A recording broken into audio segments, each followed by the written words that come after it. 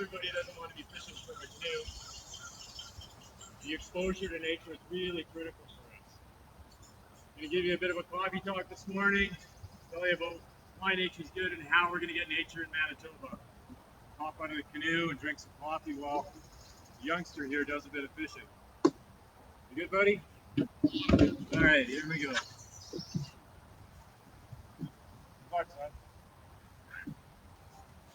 Yeah, nature in Manitoba is something that we've always cherished.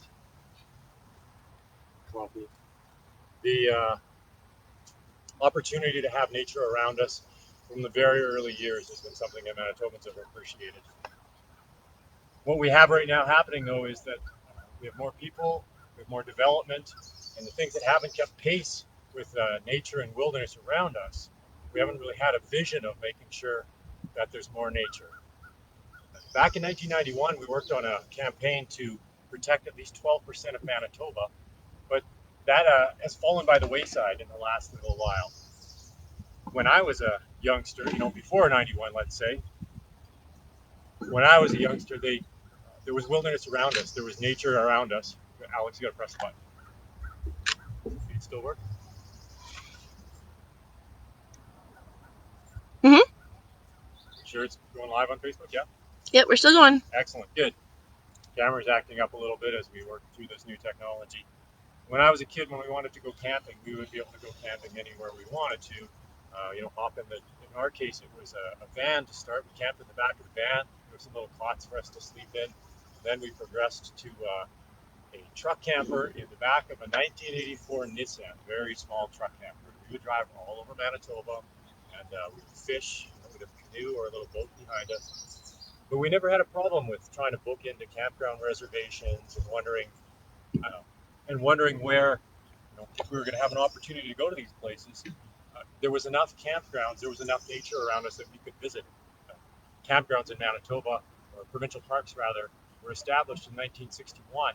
That whole piece where we began protecting areas. Of course, we had protected areas before then, but Parks Act in 1960, 1961, those are the places where we started to really build provincial parks.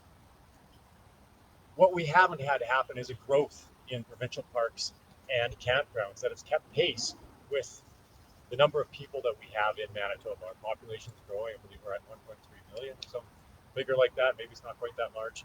It's the ability for people to go out and get to nature. It's just not as easy as it was when I was growing up. Now, what we do about that, the vision that we have to handle that, that's something that we as Manitobans can talk about. I mean, we're in really uncertain times. The pandemic has caused people to be required to stay at home. And then when they were locked up and at home, they realized that they really appreciated being out in nature. Now, I'm on the banks of the Seine River here, rolling through St. Boniface. This is Treaty 1 territory, sort of the meeting place of so many First Nations, Indigenous communities right across Turtle Island. They came down to this area, the junction of the two rivers. This is a really important piece, and there are parts of this area that are protected, little parks like right next to me in the area that I'm sitting. When we get outside of these little pockets of wilderness, though, little pockets of nature in the city, though, we really need to put more nature around us. Whiteshell Provincial Park is a great example. People love to go to Whiteshell, and yet a lot of Whiteshell isn't protected, and a lot of places that people want to go to Whiteshell fill up quite quickly. So one of the things that we need to do is we need to start ensuring that there's more areas where we can visit outside of Winnipeg. Now, I should ask you guys, if you have a chance, put in the comments, tell me where you're logging in from. Really tell me who's seeing this. And the second piece that I'd like to, if you can, please tell me where do you like to go camp? Where do you like to go visit nature? Whether it's a provincial park. Last week I was in an area called the Wellington Wildlife Management Area, which is another type of protected nature we have in the province. So let me know where you like to go and experience your nature. Could even just be the little park like this one, which is an unnamed park on the Seine River. But if you could do that, that would be really appreciative. Also, if the sound is good, your microphone didn't work for us, but make a comment. If you like the sound, send me a thumbs up, and my colleague working the camera will be able to check that and see if we can adjust it if need be. conversations the Wilderness Committee has had this year is about free park access. So not only do we need an exposure to nature, um, what we need to ensure is that we're not trying to make money off the backs of nature, of our exposure to nature. And this has been a really interesting conversation to have. Back in 2011, we had free provincial park access. We've had months of provincial park access that were free or weekends that were free. But what we really need is we need an exposure to nature for everybody. Everybody needs to have access to nature and wilderness and parks.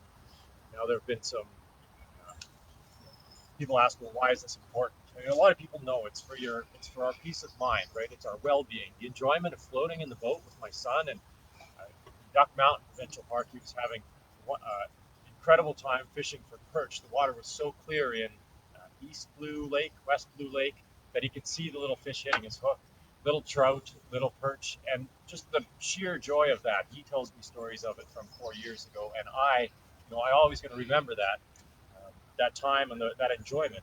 So it doesn't have to be paddling in a boat. It can be hiking. It can be just having a picnic. Now, some people like to go to campgrounds with their big rigs and camper trailers. I mean, we're in a climate crisis, and we're going to have to get a handle on those things. But if that's one of the ways that you need to experience nature now, uh, we have to do it, because not only do we start feeling better about it, but the exposure to nature increases our health. So in reality, what we're doing is lowering our healthcare costs by having exposure to nature and wilderness. Um, the last thing, of course, for the Wilderness Committee is we need to create advocates for nature and wilderness. And when you're exposed to these areas, you may have been on one of the wilderness witness tours that we've run, visiting the Bird River. We would go out to Hollow Water First Nation territory. We've been out to Western wildlife, all sorts of wildlife management areas like the Service River Bend and the Lauder Sand Hills, and seeing nature that way, taking people out Whitemouth Lake. The different areas that we go to, we can kind of become attached to them. We have stories that are attached to the land, and then we have a bit closer attention to our heart and to preserving these areas. So that's one of the reasons why we need to have more nature around us, because the more people we have getting exposed to nature, the better off we are as a society. The free parks, sort of the detraction that people have been giving me has been like, well, now there's going to be all sorts of people in parks. And it's like, yeah, that's true, right? But in reality, as I just said, the more people we have in nature, the better it is. So the problem isn't that we're going to have too many people in our parks. It's that we haven't kept pace with having enough parks, enough protected areas, enough indigenous protected areas, tribal parks, traditional territory, where First Nations are inviting us into their land to experience time with them and time on their culture, on their land. Those are the pieces we need to grow. So it's not that we're going to suddenly overfill our parks. We need to create more parks. The second piece that people have said is that, well, I don't mind paying a little bit more if we have better park services. Park passes only bring in $2 or $3 million a year. That doesn't pay for our conservation budget. That doesn't pay for our parks budget. And yes, it does help, but that's not the place. We're not supposed to be making money off the backs of our provincial parks.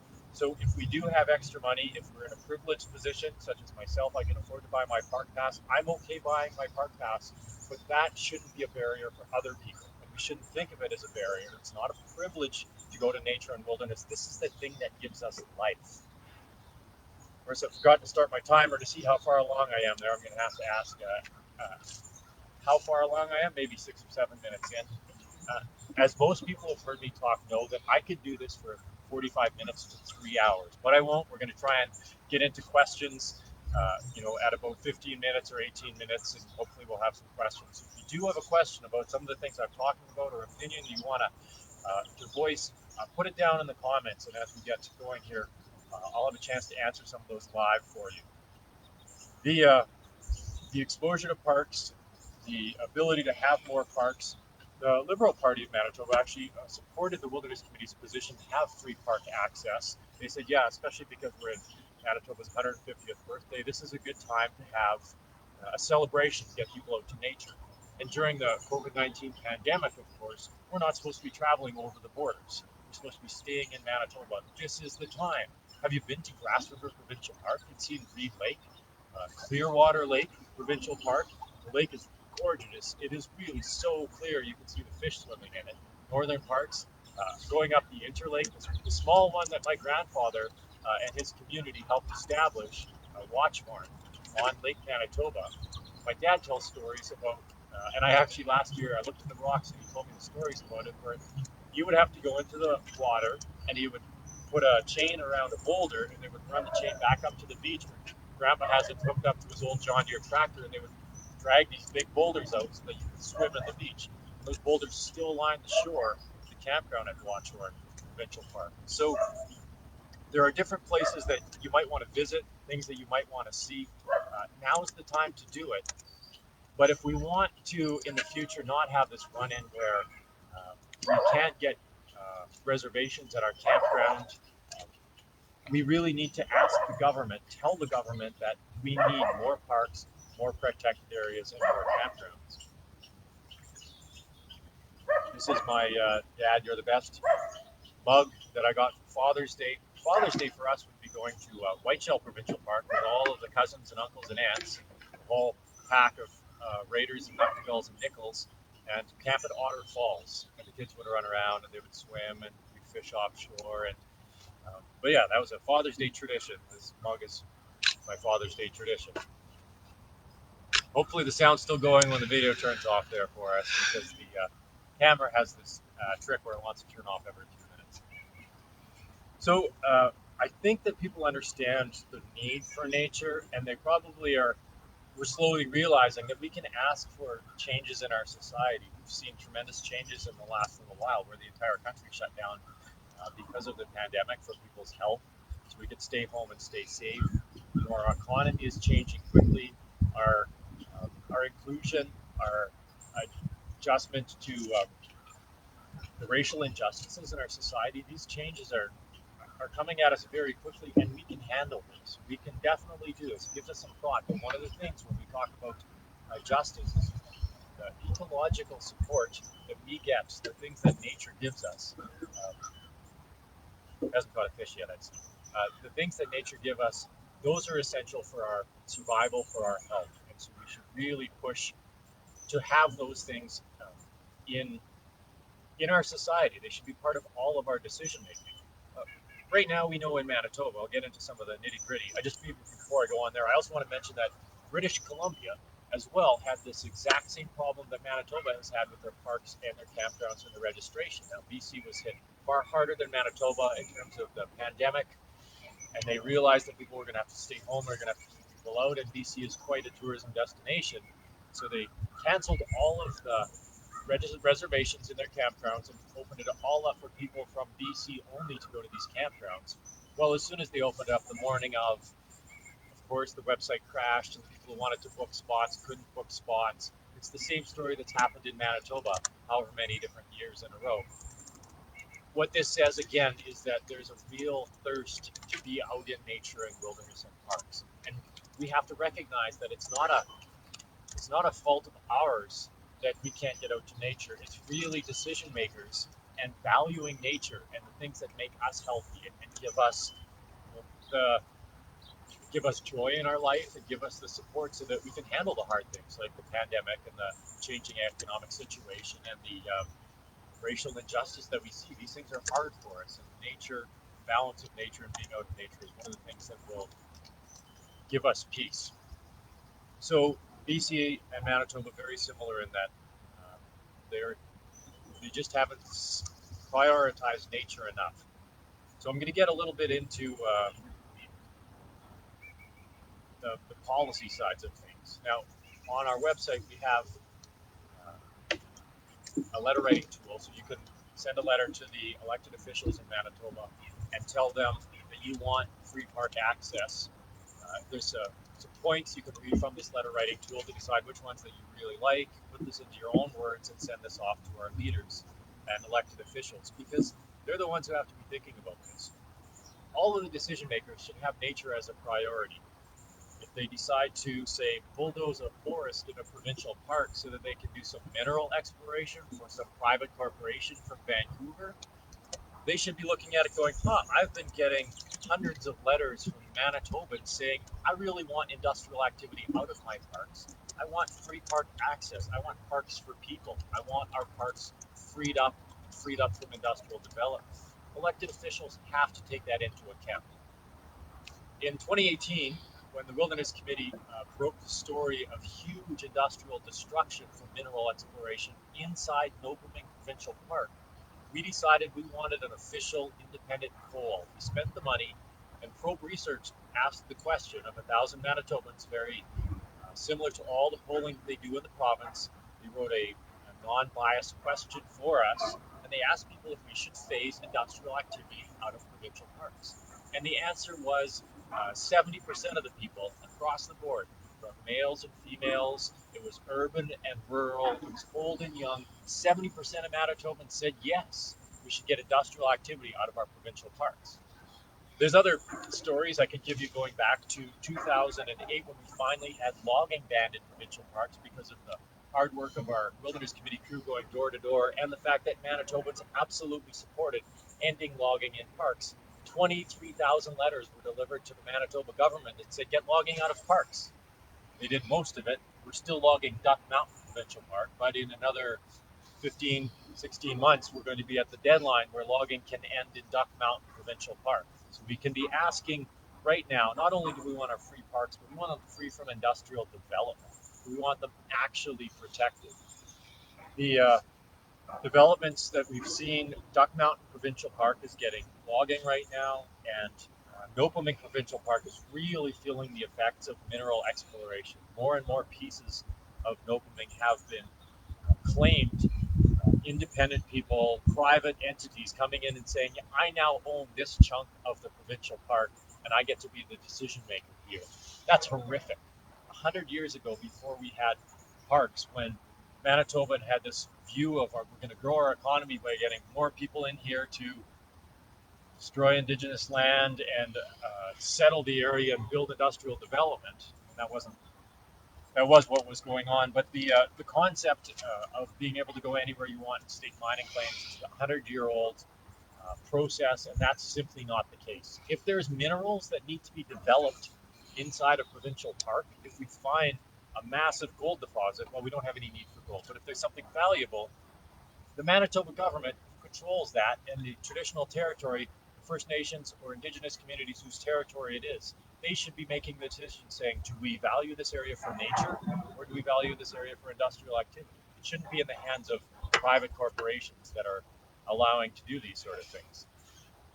So we know how we got mining in our parks, and we know how we can get it out of our parks. The very simple step is stop allowing mining claims in parks. That's it. All we have to do is say no more mining claims in parks. Then the 100 or 200 claims that are in parks in Manitoba, we put a time limit on those. Now, all this is written out in a 2012 publication called Ban Mining in Provincial Parks. And if we don't have it up right now, within a few minutes after I'm finished this broadcast, I'm going to ensure that the link to that is in the comments so you guys can find it. That paper lays out ending claims, a time limit on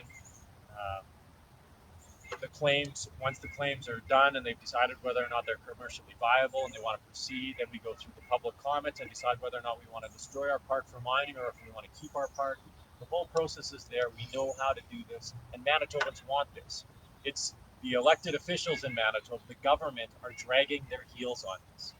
Now, I want to mention one more thing before I go to questions, because I'm probably getting on to 12 or 14 minutes already. We have a question that we're going to answer in a few minutes, but the long-standing, I mentioned earlier, from 1991, we've had this goal of protecting 12% of Manitoba from industrial development. Well, we're only at somewhere close to 11%, and we were supposed to have done this by 2000.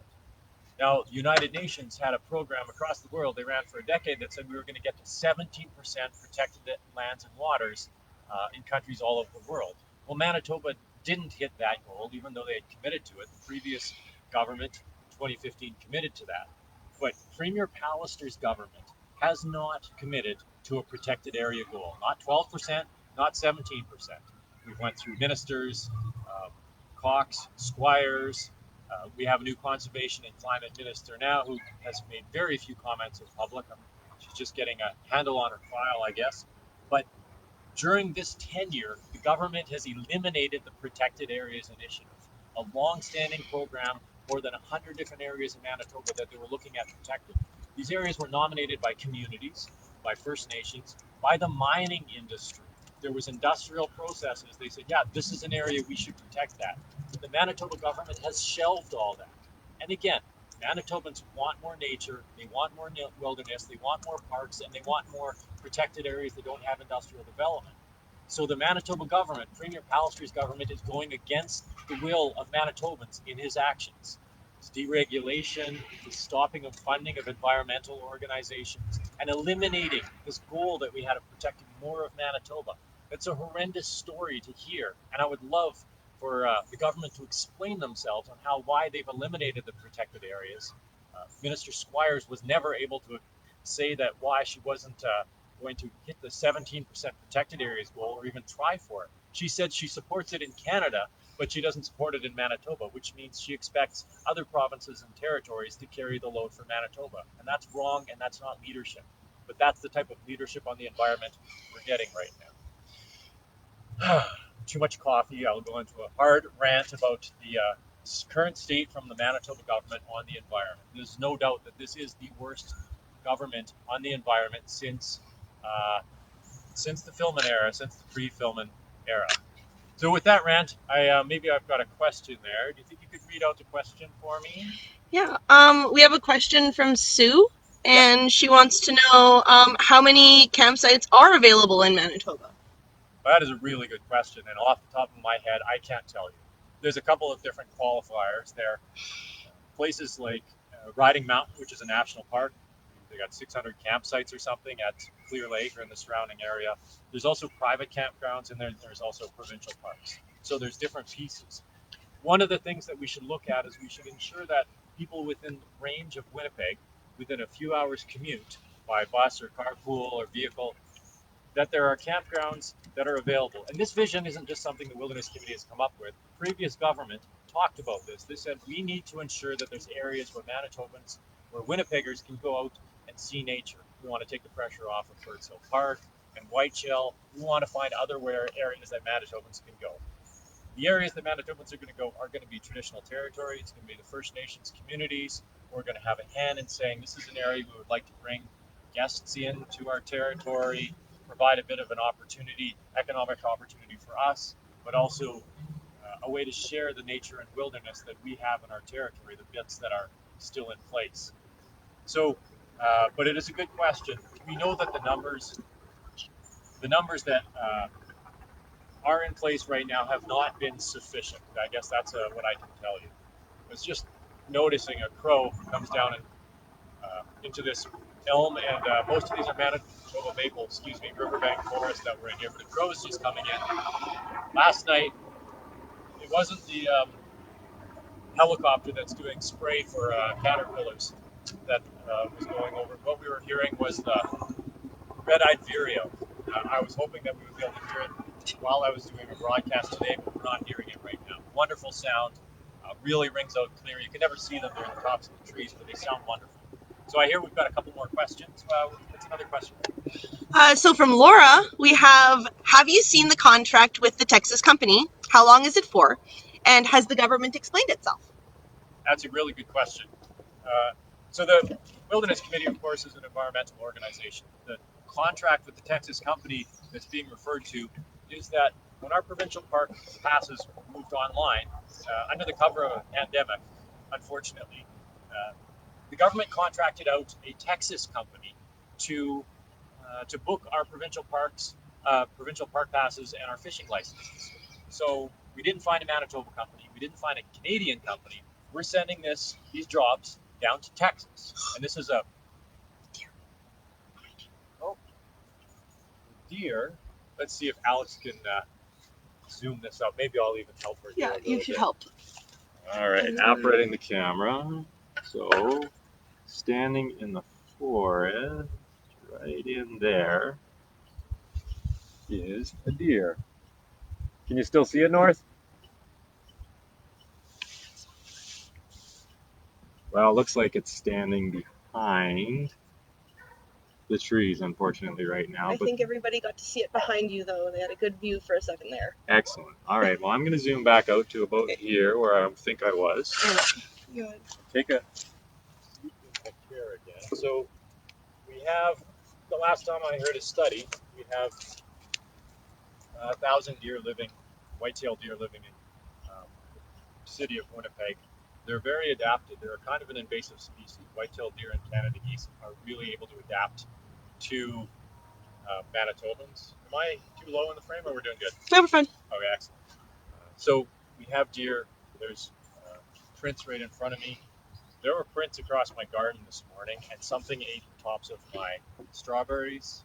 Now, when I was at Sage Gardens buying my strawberries last week, they showed me how the deer had gotten into their nursery overnight and eaten the tops off their strawberries. So I think the Kent variety of strawberries, most of them had the tops shrouded off. And the deer got one of my strawberries last night, but I'm going to get the fence up. Anyways, the deer coming through this area is one of the things that we love to see. So I'm going to go back to Park Pass piece. The government contracted these passes out to a Texas company. So we're an environmental organization. It gets outside of our lane a little bit.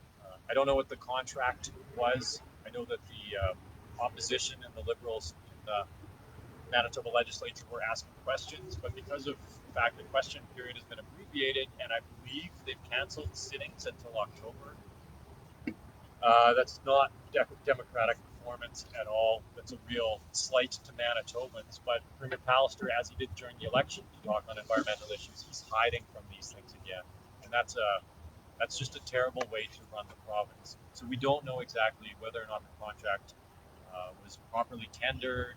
We don't know what the legalities of sending our information to the U.S.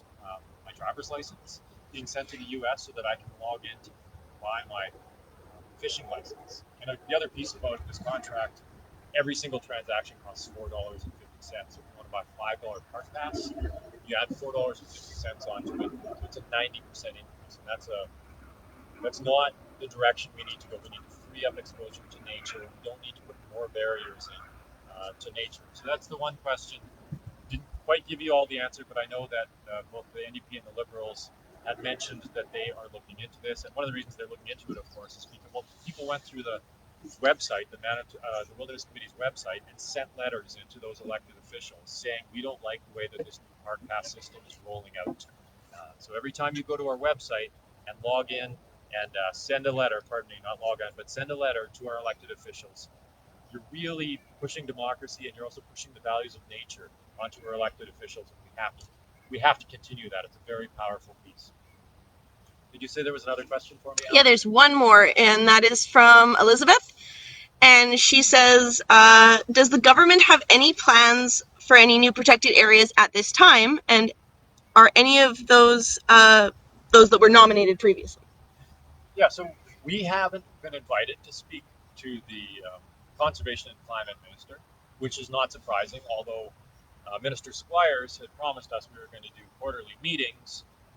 A couple of those heated meetings where she was trying as hard as possible to misdirect us, and we never got invited back, which is fine because we know that our role of criticizing the government is very important from the outside.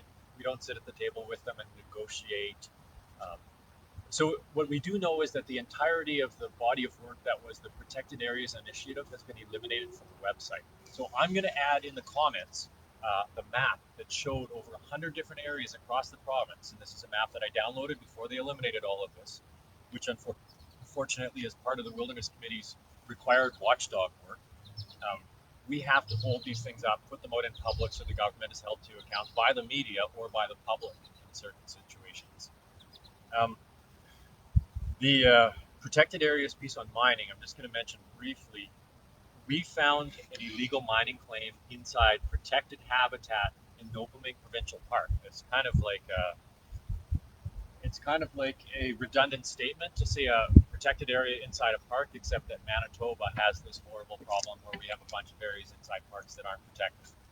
But I digress. So we found this area. We sent it out to the media that there was this mining claim in an area that wasn't allowed, and we actually got the Manitoba government to pull it from the from the protected area, which is great. It's a good step for us. It shows that the Wilderness Committee work. The government is recognizing it. They know they have to listen to us when we tell them that you're doing something illegal. And again, many Manitobans have written the government and told them this. It's not just the Wilderness Committee saying it, not just the media asking it. It's the number of people like you who write a letter to the government, make comments on their social media page. The ministers on Twitter, especially, ministers love to keep saying that we're the cleanest and greenest province, and of course, no one has ever said that except the Manitoba government, people who are paid to do it. Not a single independent person has said, yes, we agree, Manitoba's going in the perfectly right direction. That whole bit is a lie. Anyway, so the question, of course, now I've forgotten the question, but it was about, what was the question about, Alex, again? The last question was about whether there were any new protected areas proposed right now, but we do actually have one more. Okay, so I'm going to just mention again that I'm going to post a map. It'll show you 100 different areas in Manitoba that were on the list. The Wilderness Committee, of course, wants to see the Bird River protected. That's Seguin First Nation territory. Seguin has ideas about how that river is going to be preserved. Right now, there are mining claims on the Bird River, but the threat to drain contaminated water from mine waste into the Bird River has been stopped. So that's really good, but that's one of the protected areas. And of course, Duck Mountain. So much of Duck Mountain, even whiteshell. People don't know, but 60% of whiteshell is available for mining. How horrible is that? 60% of whiteshell. Of course, you all love whiteshell, or a majority of Manitobans. So I got 2 more questions here, and I'm not sure, how long are we going on time right now? We've been going for a while, but people are asking questions and having fun. Okay, good. Okay. So another question from Sue. Campsite fees should be able to be bought anyway. What happens if you want to bike and you don't have a driver's license? Yeah, so a Manitoba health number, I think, is one of the ways. You basically need to create an account with the Manitoba government. But you're not creating it with the Manitoba government, you're creating it with the company in Texas. So I don't even know if that's legal under the Freedom of Information and Protection of Privacy Act, or FIPA, as it's known in Manitoba. But that's the situation. Now, when the reporter showed up here to ask me about this park pass and to give comment on it, they said that they had found out that even if you go into a retailer, the mom and pop convenience store slash gas station slash ice cream shop on the edges of our parks everywhere in rural towns, these are the places that I've typically relied on. I typically wait to buy my licenses to go until I go to the country and my park passes, so that I'm supporting these small rural enterprises. They need to put a printer in place so they can be printed. The new pass can be printed in place, and that has to be done on the side of the retailer. They have to pay for all that, and yet still, this company from Texas still gets $4.50 per transaction, every single one. Now, what had happened before, again, going to these rural retailers, I put my credit card down on the Wilderness Committee credit card down to buy a park pass at the end of March, at the end of ice fishing season, because you need your new park pass in April. And the retailer would say, we don't take credit cards for provincial park passes because we only get $1 from the government for selling this pass, and it costs us more to process a credit card. So the government, and I have brought this up with multiple governments and multiple conservation ministers, because these rural enterprises have asked me to. I said, I sometimes have the ear of the government. I will mention that. And they never did anything about it. The $1 to Manitobans. But now, when we've got this Texas company, now we're giving them $4.50 per transaction. That's an entire slap in the face to rural enterprises. It's a horrible, horrible step. And the government hasn't been able to explain it. And there's all sorts of spin that comes from the government, but the reality is that they know they did a bad job. Drinking coffee. What else have you got for me, Alex? Last question, also from an Alex, says, how can we support your work and the Wilderness Committee? Oh, that is a wonderful question, because I was going to get to that. No, the Wilderness Committee is independently funded. This is our 40th year in operation. We'll be doing some 40-year celebrations that I'm not allowed to talk about until Sue in Vancouver rolls out the launch for us. And all this time, we've been getting money only from individuals. There's 60,000 people across the country who chip in every year to ensure that we can have watchdog work happening on the ground in Ontario, in Manitoba, in British Columbia. The value of doing that means that anytime we see the government doing something wrong, is we can criticize and we don't have to be worried about our funding being cut. As we've just seen the Manitoba government cut funding to all sorts of organizations, even ones that don't criticize them. We also don't get much funding from industry. So the way to support us is to go onto our website, and I'm going to get somebody to put a link in the comments. Um, the easiest way, the best thing for us is to become a monthly donor. We talk about giving 1 hour of your salary per month. So if you make $25 an hour, sign up to be a $25 a month trailblazer. And that monthly support just means that we know going forward that yes, we have enough to put another expedition out to Wallace Lake Provincial Park or back to the Whiteshell or get out to Duck Mountain to see the impacts, to see how what sort of things are happening, or if we see something about species, boreal caribou happening in the north, we get reports about logging impacting caribou. We can afford to go out and look into these things. We can keep making these videos and keep sharing letter writing tools so that Manitobans can put pressure on elected officials to do better by nature and wilderness and species in Manitoba. I think probably I'm gonna wrap that up right now. My son's probably. Tell them to sign up. There's one last thing. I don't have any notes with me because we are having such problems with this new technology that I'm trying to run here. But signing up for our emails is a really important piece. We send out videos, we send out links to the letter writing tool, we send out our news releases so you can understand what's happening. Oftentimes, the things that we're seeing, we're ahead of the curve. The media isn't reporting on it. But we know it's going to happen. And if we can reach more and more Manitobans, there's going to be more and more nature and wilderness protected in this province. Yeah, I've gone on long enough. Thanks, everybody, for watching. We've got another coffee talk coming up next week, and I'm going to have another one. I believe Joe is going to be doing it out of Vancouver next week, and I'm going to have another one of these coming up in a couple of weeks. But I really appreciate you logging in. I really appreciate it if you have a chance to share this over to your personal page and tell your friends about this little float on the river on the Seine here. So thanks again, everybody. Stay safe, and we'll talk to you again. I'm Eric for the Wilderness Committee.